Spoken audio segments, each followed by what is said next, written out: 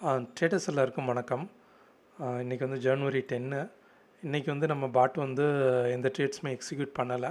2 strike வந்து choose பண்ணியிருந்தது. 47,000 கால் ஆப்ஷனும் 47,200 put option 2 strike வந்து சூஸ் பண்ணியிருந்தது.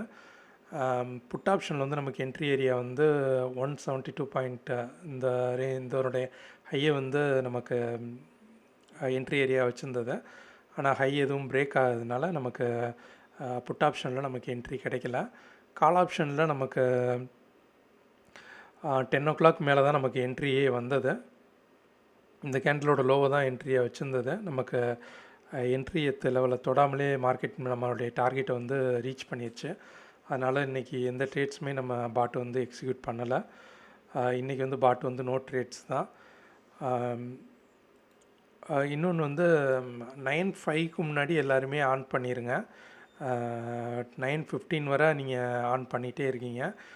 ஏன்னா அதுக்கப்புறம் சர்வர் வந்து 9:15க்கு அப்புறம் 9:15க்கு அப்புறம் லெவல்ஸ் வந்து ஜென்ரேட் பண்ணணும். ஓகேங்களா?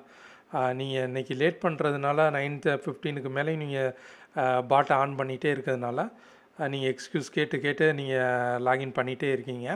அந்த விஷயம் பண்ணாதீங்க. ஏன்னா பாட் வந்து லெவல்ஸ் ஜென்ரேட் பண்ணாமல் போயிடும். நீங்கள் 9:05க்கு முன்னாடி வந்து பாட்டை வந்து ஆன் பண்ணிடுங்க.